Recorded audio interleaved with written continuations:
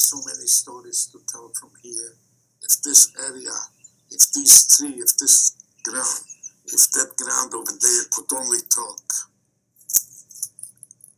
what took place on this area is just unbelievable, undescribable. Over here, this is the box cars that we came in with. And then over here, as we came out from the box cars, was the assembling of the people right here. And that's where Mengele or one of the other doctors performed the selection. My column was ordered to walk right here, this way.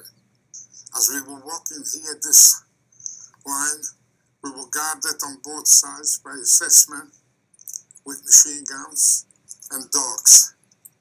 And we were walking, as you can see, that long walk there into the unknown. We just kept walking all the way to the very end, and that's where the tragedy begins over there.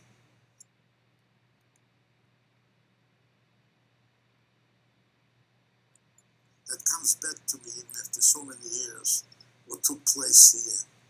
When they came, and people and the guest chambers were busy, which was practical on a daily basis, the people sometimes you see were sitting in somewhat called the waiting area until there is room for them in the guest chambers to be able to go in and to be killed. And so this is called junkie.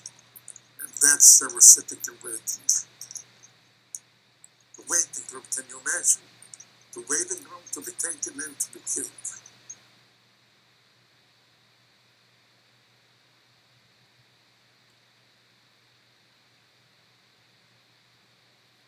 The people that were working at the crematoriums were hardened prisoners that were working in every single day, and they knew what was going on inside.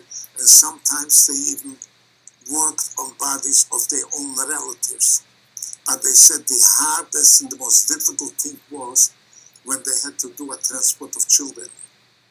When you had children walking up, little children up to probably about 10 years old, and when they also nicely, quietly helped them into the guest chambers, and those little things were crying and screaming for their mothers, you know how our little children are.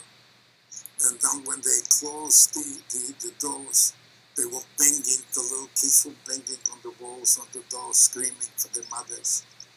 And Sergeant Moll throwing the gas, and quite little by little, the noise inside quiet down, and one by one they lay down there on the cement floor and went to sleep.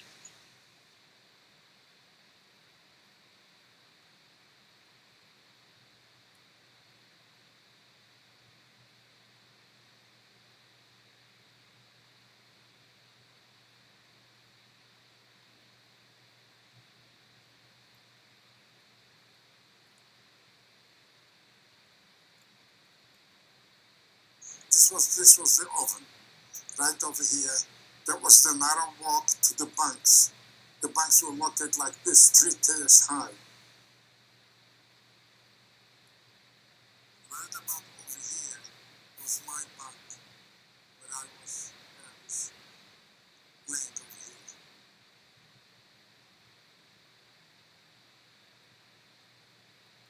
I still cannot imagine today that this is the truth, that this is what happened here in the 20th century in the heart of Europe.